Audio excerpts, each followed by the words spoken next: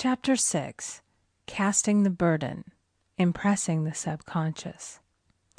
When man knows his own powers and the workings of his mind, his great desire is to find an easy and quick way to impress the subconscious with good, for simply an intellectual knowledge of the truth will not bring results. In my own case, I found the easiest way is in casting the burden. A metaphysician once explained it in this manner. He said, "The only thing which gives anything weight in nature is the law of gravitation, and if a boulder could be taken high above the planet, there would be no weight in that boulder." And that is what Jesus Christ meant when he said, "My yoke is easy and my burden is light." He had overcome the world vibration and functioned in the fourth dimensional realm, where there is only perfection, completion, life, and joy. He said, "Come to me, all ye that labor and are heavy laden, and I will give you rest. Take my yoke upon you, for my yoke is easy and my burden is light." We are also told in the 55th Psalm to cast thy burden upon the Lord. Many passages in the Bible state that the battle is God's, not man's, and that man is always to stand still and see the salvation of the Lord. This indicates that the superconscious mind, or Christ within, is the department which fights man's battle and relieves him of his burdens. We see, therefore, that man violates law if he carries a burden, and a burden is an adverse thought or condition, and this thought or condition has its root in the subconscious. It seems almost impossible to make any headway directing the subconscious from the conscious or reasoning mind, as the reasoning mind, the intellect, is limited in its conceptions and filled with doubts and fears. How scientific is it, then, to cast the burden upon the superconscious mind, or Christ within, where it is made light or dissolved into its native nothingness? For example, a woman in urgent need of money may light upon the Christ within, the superconscious, with the statement, "I cast this burden of lack on the Christ within, and I go free to have plenty." The belief in lack was her burden, and as she cast it upon the superconscious with its belief of plenty, an avalanche of supply was the result. We read, "The Christ in you, the hope of glory." Another example. One of my students had been given a new piano, and there was no room in her studio for it until she had moved out the old one. She was in a state of perplexity. She wanted to keep the old piano, but knew of no place to send it. She became desperate, as the new piano was to be sent immediately. In fact, was on its way, with no place to put it. She said it came to her to repeat, "I cast this burden on the Christ within, and I go free." A few minutes later, her phone rang, and a woman friend asked if she might rent her old piano, and it was moved out. A few minutes before, the new one arrived. I knew a woman whose burden was resentment. She said, "I cast this burden of resentment on the Christ within, and I go free to be loving, harmonious, and happy." The almighty superconscious flooded the subconscious with love, and her whole life was changed. For years, resentment had held her in a state of torment and imprisoned her soul, the subconscious mind. The statement should be made over and over and over, sometimes for hours at a time, silently or audibly, with quietness but determination. I have often compared it to winding up a Victrola. We must wind ourselves up with spoken words. I have noticed in casting the burden, after a little while, one seems to see clearly. It is impossible to have clear vision while in the throes of carnal mind. Doubts and fear poison the mind and body, and imagination runs riot, attracting disaster and disease. In steadily repeating the affirmation, I cast this burden on the Christ within and go free, the vision clears, and with it a feeling of relief, and sooner or later comes the manifestation of good, be it health, happiness, or supply. One of my students once asked me to explain the darkness before the dawn. I referred in a preceding chapter to the fact that often, before the big demonstration, everything seems to go wrong, and deep depression clouds the consciousness. It means that out of the subconscious are rising the doubts and fears of the ages. These old derelicts of the subconscious rise to the surface to be put out. It is then that man should clap his cymbals, like Jehoshaphat, and give thanks that he is saved, even though he seems surrounded by the enemy, the situation of lack or disease. The student continued, "How long must one remain in the dark?" And I replied, "Until one can see in the dark." And casting the burden enables one to see in the dark. In order to impress the subconscious, active faith is always essential. Faith without works is dead. In these chapters, I have endeavored to bring out this point.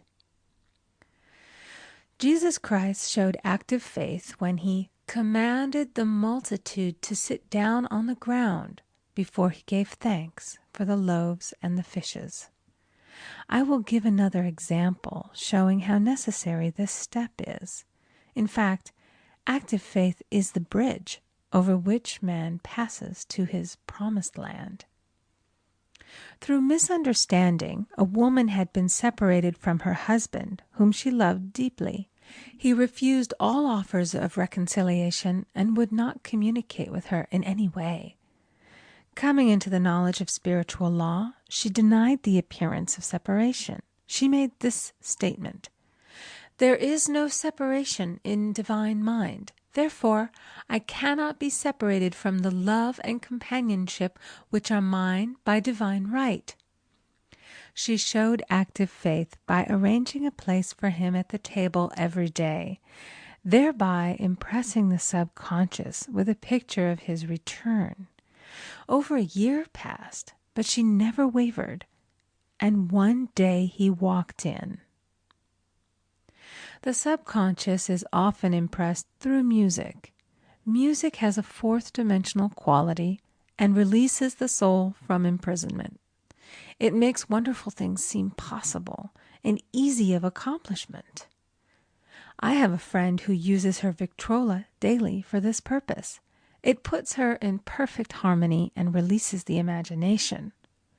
Another woman often dances while making her affirmations.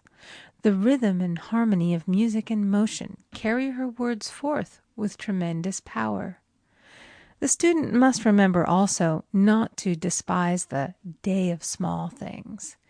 Invariably, before a demonstration come signs of land. Before Columbus reached America, he saw birds and twigs, which showed him land was near.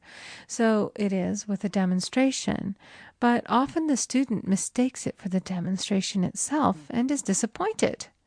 For example, a woman had spoken the word for a set of dishes. Not long afterwards, a friend gave her a dish which was old and cracked. She came to me and said, "Well, I asked for a set of dishes, and all I got was a cracked plate." I replied, "The plate was only signs of land. It shows your dishes are coming. Look upon it as birds and seaweed." And not long afterwards, the dishes came. Continually making believe impresses the subconscious. If one makes believe he is rich and makes believe he is successful, in due time he will reap. Children are always making believe, and "Except ye be converted and become as little children, ye shall not enter the kingdom of heaven." For example, I know of a woman who was very poor, but no one could make her feel poor.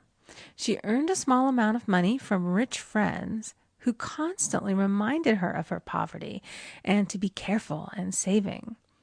Regardless of their admonitions, she would spend all her earnings on a hat, or make someone a gift, and be in a rapturous state of mind.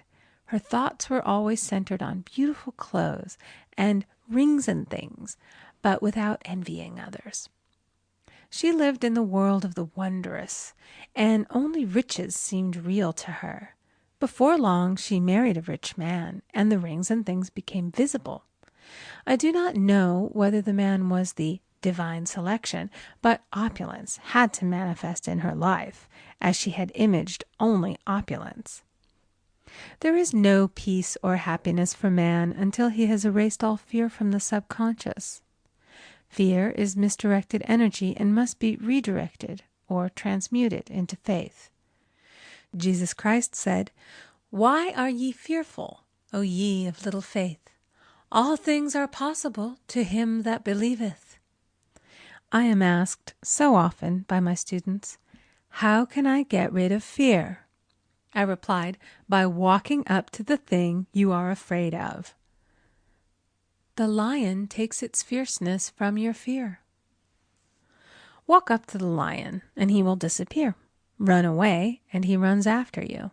I have shown in previous chapters how the lion of lack disappeared when the individual spent money fearlessly, showing faith that God was his supply and therefore unfailing.